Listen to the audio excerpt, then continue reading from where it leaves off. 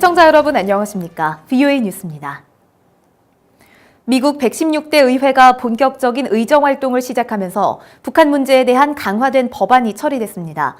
북한의 직접 자금 지원 금지와 함께 북한 인권 개선을 위한 내용 등이 담긴 법안이 하원을 통과했습니다. 김칸희 기자의 보도입니다.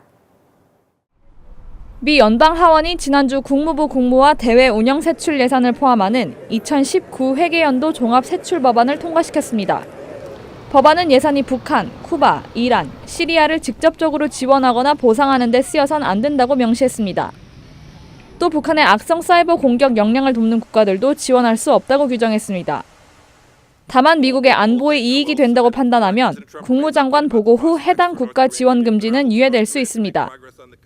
북한 인권 문제와 관련해서는 북한의 노동 수용소와 정치범 수용소에 대한 기존의 자료를 계속 유지하도록 했으며 북한의 인권 개선을 위한 예산으로 800만 달러 이상 배정했습니다.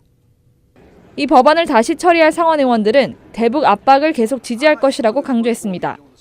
We can always take a look at it and see if there's more that we can do to tighten the controls over the North Korean government. This is a real threat to regional and global security, and I think we should be dealing with it with a more comprehensive strategy. 이번 법안에는 해외 원조법에 따른 경제 지원 대상국 캄보디아와 미얀마에 대북 압박 동참을 요구하는 내용도 담겼습니다.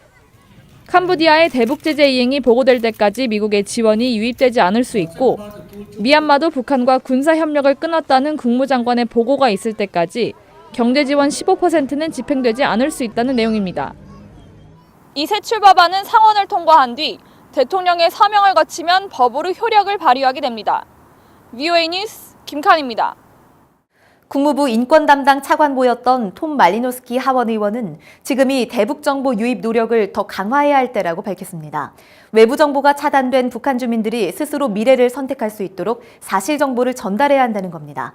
조은정 기자가 말리노스키 의원을 인터뷰했습니다. 민주당 소속으로 뉴저지주에서 당선된 톰 말리노스키 하원 의원은 북한 주민들에 대한 외부 정보의 필요성을 강조했습니다. 북한 정권이 외부 정보를 강제로 차단하면서 북한 주민들은 자신의 미래를 스스로 선택하지 못하는 삶을 살고 있다는 것입니다. Redouble our efforts, increase our efforts to get information to the people of North Korea so that they can take control of their own future. 말리노스키 의원은 그러면서 비핵화 협상이 진행되고 있지만 북한 문제의 장기적인 해법은 정보 유입에 달려있다고 강조했습니다. 주민들의 압박이 없으면 북한 정권은 변하지 않는다는 것입니다. I think if the North Korean people could choose their own future, could choose their own leaders, we would not have the problem that we currently have with nuclear weapons, with threats of war and conflict. 국무부 민주주의 인권 노동 담당 차관보를 역임했던 말리노스키 의원은 그러면서 북한 주민들에게 전달될 정보는 정치적 선전이 아니라 사실 정보여야 한다고 강조했습니다. The last thing we should be doing is screaming propaganda at the North Korean people because it makes us look the same as their government. 말리노스키 의원은 이어 비정부 기구들의 대북 정보 전달이 더 강화돼야 한다면서 이를 위한 미국 정부의 지원 확대를 위한 예산 확충에 노력하겠다고 말했습니다. VOA 뉴스 조은정입니다. 프란치스코 교황의 북한 방문 계획은 현재 계획돼 있지 않다고 교황청이 재확인했습니다. 알렉산드로 지소티 교황청 공보실장 대행은 교황 방북 가능성이 아직 열려있다는 일부 언론 보도에 대한 VOA의 논평 요청에 현재로서는 이라는 단서를 달면서도 계획돼 있지 않다는 쪽에 무게를 뒀습니다.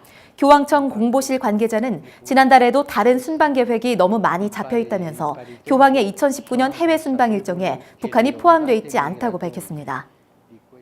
토마스 오헤아 퀸타나 유엔 북한 인권 특별보고관은 북한이 인권 분야에서 진전을 이루려면 유엔 등 국제사회와 협력을 확대해야 한다고 밝혔습니다. 한국을 방문한 퀸타나 보고관은 7일 이태호 외교부 제2차관을 만나 이 같은 내용을 강조했다고 한국 외교부가 밝혔습니다.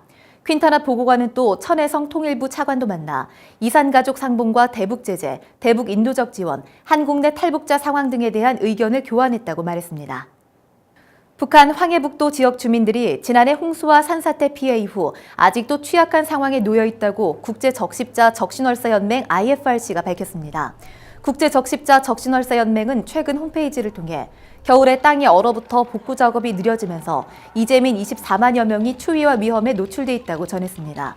금천군 둥지에서는 지난해 8월 홍수와 산사태로 42명이 사망하고 31명이 실종됐으며 24만여 이재민이 발생한 것으로 알려졌습니다.